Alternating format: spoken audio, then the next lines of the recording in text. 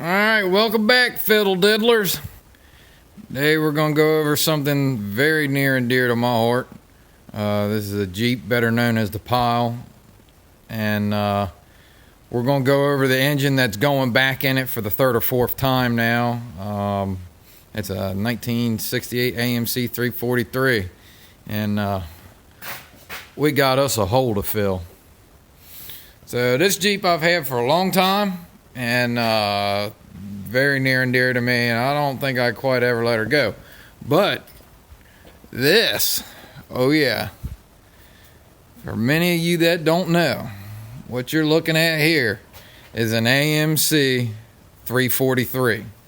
But before we go there, if any of y'all got some ignorant shit to say, or questions, comments, whatever, put her on down there in the fucking doobly-doo, and give me some shit talking. You got ignorant stuff to say, whatever. Let me know. Let me hear it. Questions. Glad to answer whatever you got. So let's get into it. So what we're looking at here is like I said, a 1968 AMC 343. Now, a lot of people don't know much about the AMC engines. And, to be quite honest, they're a different horse of a different color. So AMC, a quick little brief history. AMC built their own engine, their own V8 engine. Their first ones they made were, the first run was 1967 to 1970, 1971 for some. Their first run of engines was the 290, the 343, and the 390. And in 70 and 71, they started doing some changeover stuff. And that's when they got into, a lot of people know about the Jeep CJs that came with the 304, and some of the Wagoneers and stuff like that came with a 360. A lot of people tried to say that that was a Chrysler 360, and no, they are two completely different engines. Just share the same displacement numbers. But yeah, so this is a 343. This particular one was built back in September of 68.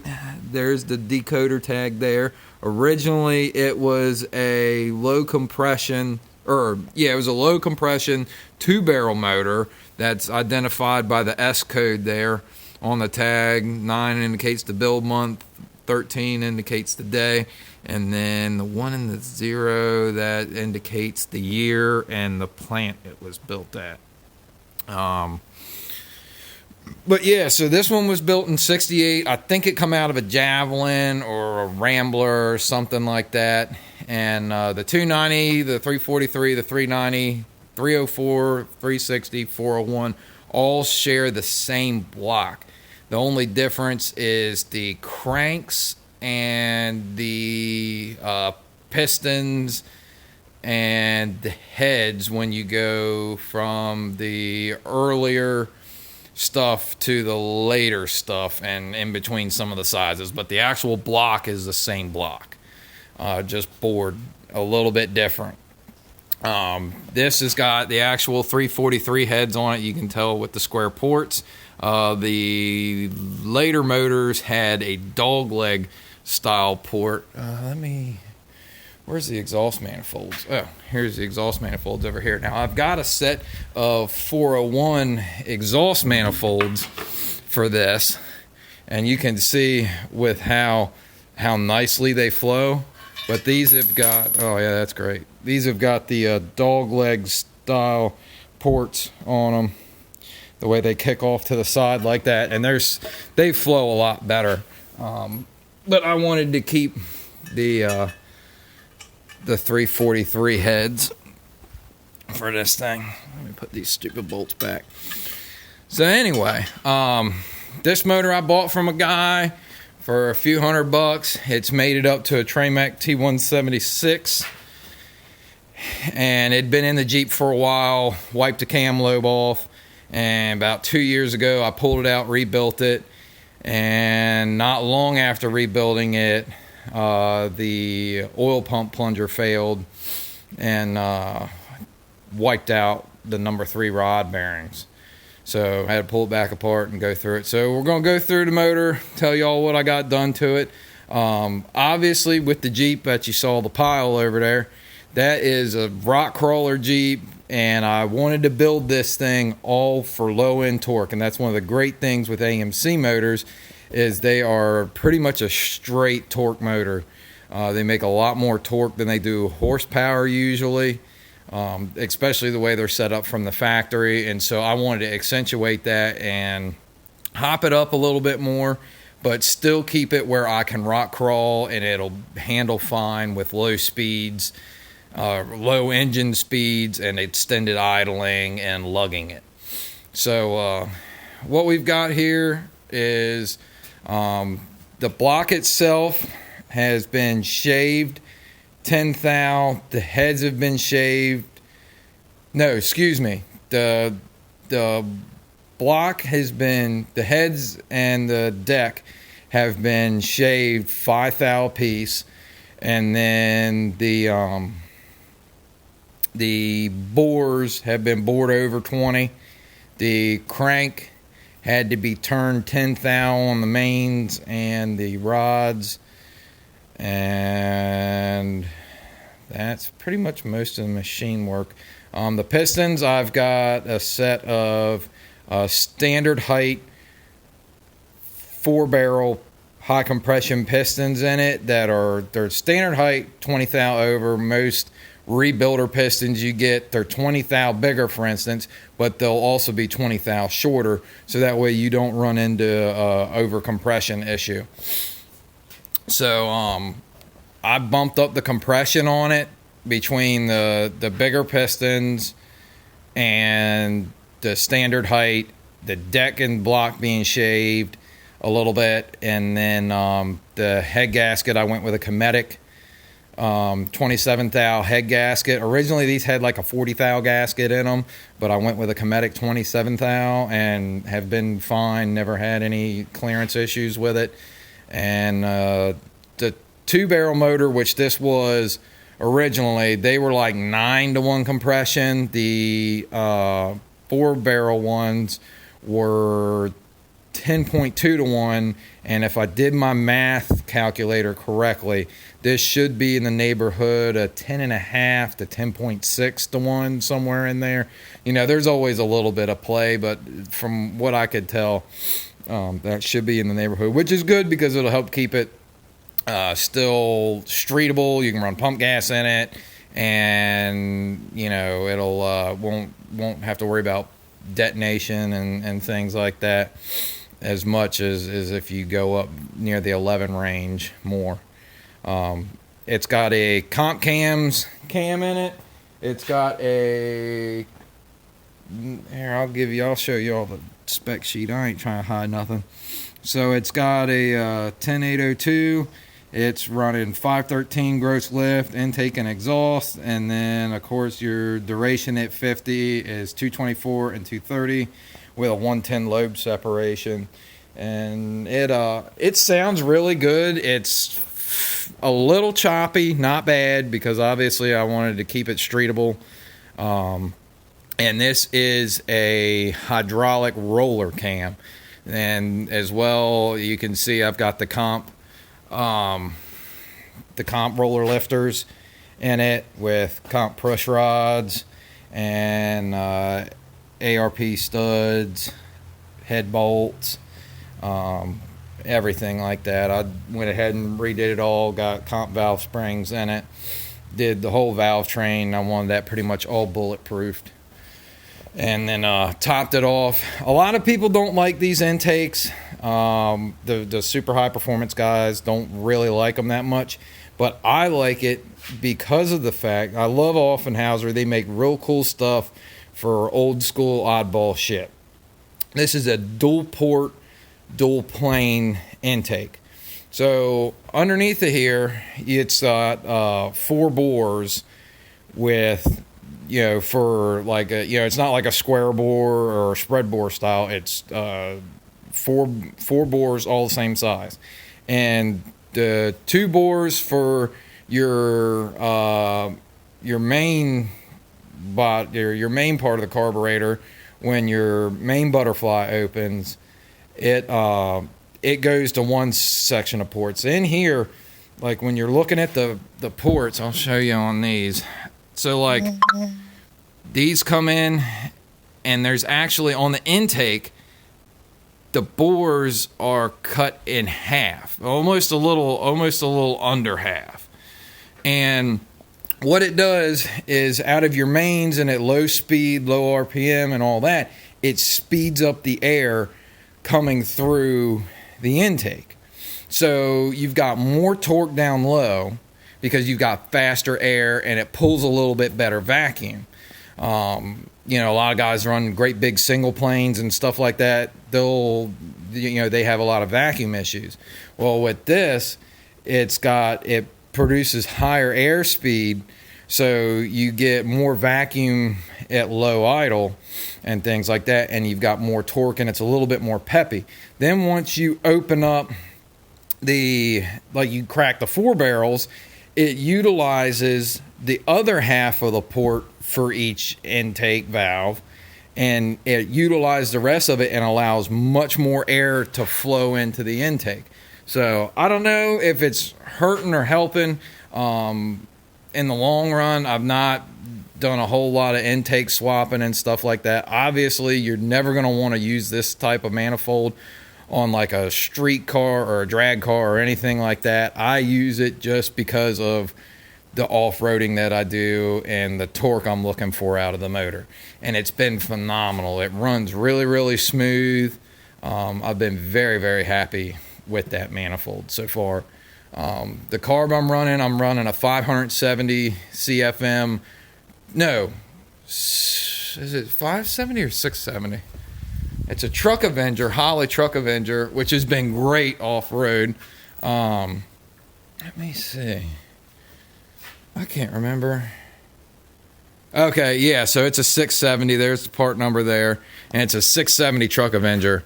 And it's got the crossover bridge for the breathers and everything. I mean, dude, it's dang near like having fuel injection on it. And then I've got a 2-inch plastic spacer with you can see it's got the bores through it, so that way the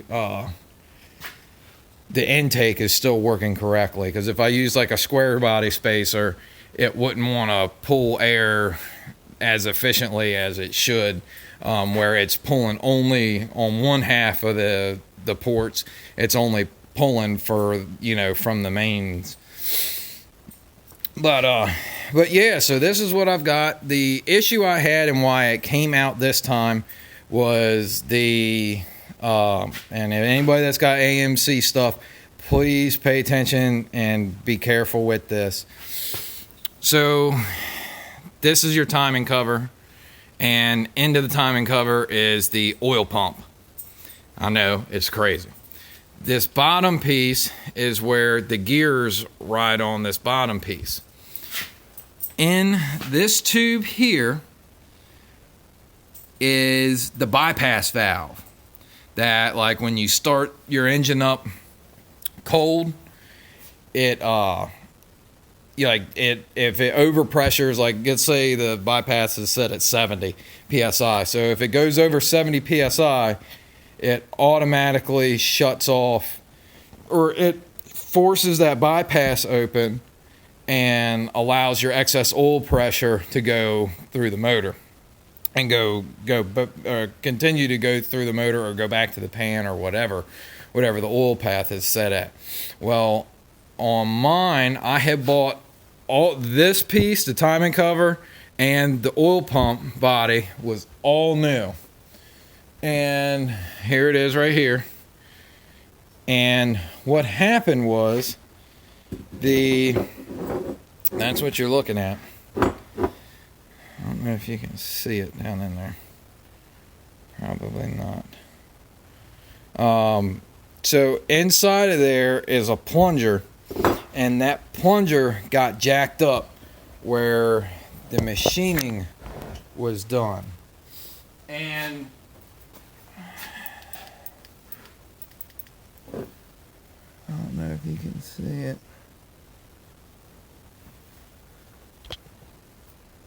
So you really can't see it all that well. But there was some issues with that plunger sticking. One morning, I never had any problems with it. And then for about like the first 2 months I had it running, I didn't have any problems with it. Well, one morning I went out to start it and it was like 20 degrees and it fired up and pushed out like 130 PSI oil pressure and freaking spun the gauge around all crazy. And it blew the damn oil filter. A K&N oil filter blew it clean off of the motor and was puking oil everywhere and all that stuff. And so as soon as it did it, I shut it down. Well, I pulled this piece off, got the thing squared away, didn't really know what happened, cleaned it all out, pulled the plunger out, cleaned it, and everything seemed to be fine and working correctly. Well, I guess it didn't, because another time it would just, like, maybe one or two more times, it would randomly kind of build oddly high oil pressure, and then it would go back to normal.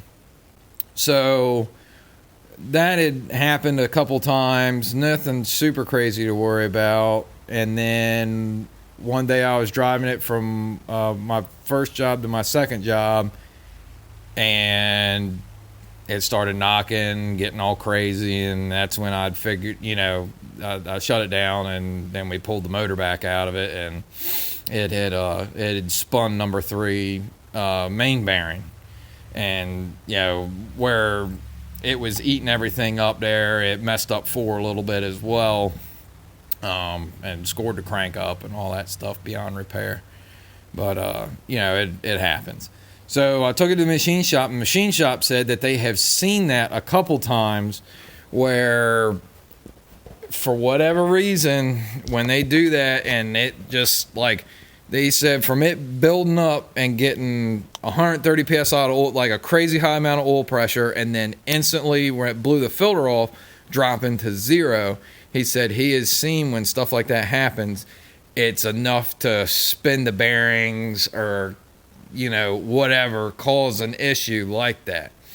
And so,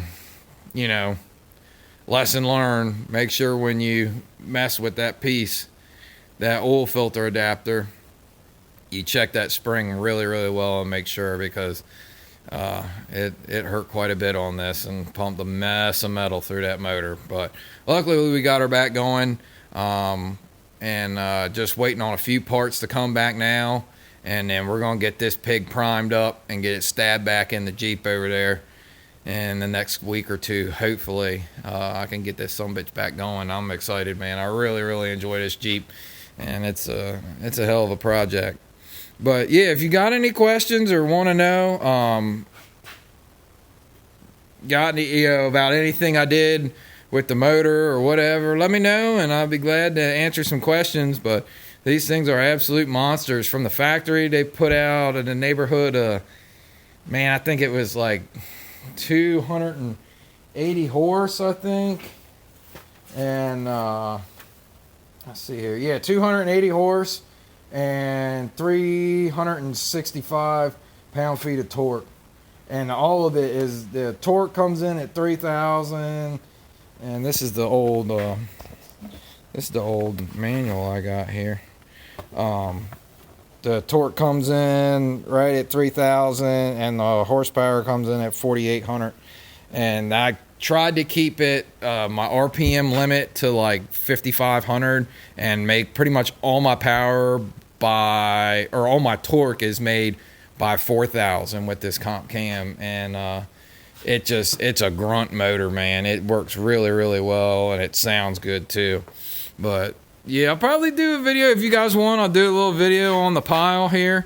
Let me know if you'd like to see that, and we'll see what we can do with the old girl. Take it easy. Stay classy.